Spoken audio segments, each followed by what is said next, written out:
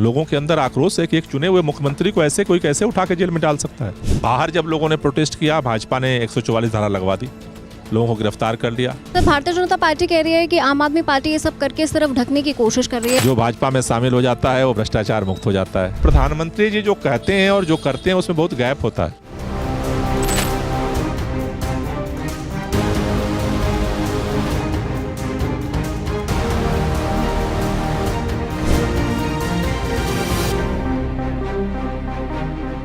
इक्कीस मार्च से दिल्ली के मुख्यमंत्री गिरफ्तार हैं और अब उनकी न्यायिक हिरासत और बढ़ गई है। इसी के बीच आम आदमी पार्टी ने एक नारा दिया है, जेल का जवाब वोट से, और कह रहे हैं कि अब 200 संकल्प सभाएं करेंगे।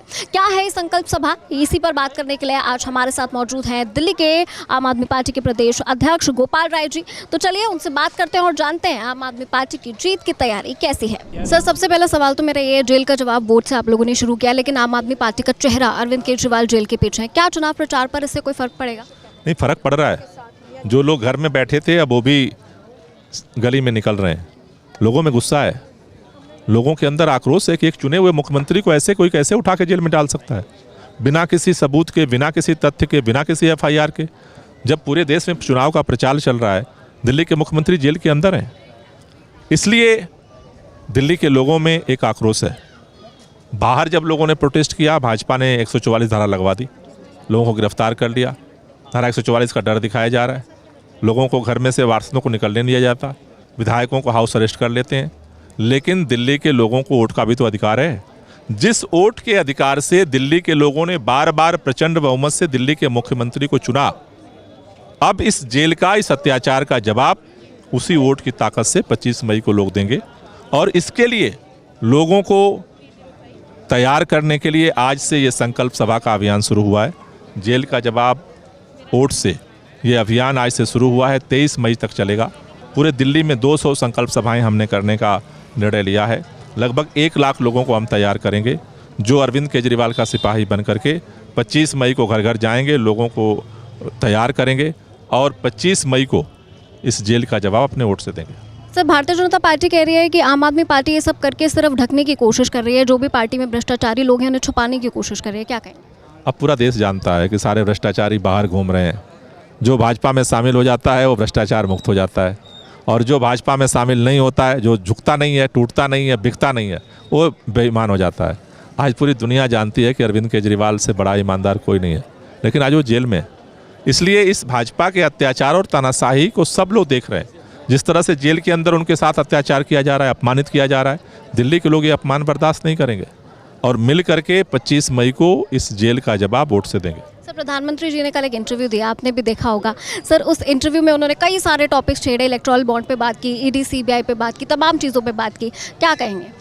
नहीं, देखो, उन्होंने बहुत लंबा इंटरव्यू दिया, लेकिन पूरा देश एक चीज़ जानना चाहता था। जिस तथाकथित शराब घोटाले में शरद रेड्डी को उन्होंने गिरफ्तार करवाया था, 60 करोड़ रुपया लेकर के उसे छोड़ क्यों दिया? इसके बारे में प्रधानमंत्री जी कुछ नहीं बोले। तो प्रधानमंत्री जी जो कहते हैं और जो करते हैं उसमें बहुत गैप होता है। लोग आज सोच रहे थे कि शायद प्रधानमंत्री जी बेरोजगारी का कोई समाधान निकालेंगे, प्रधानमंत्री जी चुप रहे। किसान सोच रहे थे कि शायद हमारे जो MSP की गारंटी कानून की कुछ बात करेंगे, प्रधानमंत्री जी चुप रहे। महंगाई पे प्रधानमंत्री जी चुप रहे। तो देश के लोगों का जो दर्द है, दुख है, उस पर प्रधानमंत्री जी चुप हैं। कर क्या रहे हैं? चुने हुए मुख्यमंत्री को जेल में डाल रहे हैं।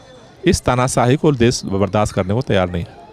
भारतीय जनता पार्टी के लोग कह रहे हैं कि आम आदमी पार्टी को ही सिर्फ ED CBI से प्रॉब्लम है। बहुत सारे लोगों पे केसेस चल रहे हैं, बहुत सारे लोगों पे कार्रवाई चल रही है। जैसे संजय सिंह बाहर आ गए, अरविंद केजरीवाल भी आ सकते हैं अगर सही होंगे तो, लेकिन परेशानी क्यों? परेशानी ये है कि शरद रेड्डी से 60 करोड़ रुपया करके वो बाहर कैसे चला गया, इस पर ED क्यों नहीं जांच करती?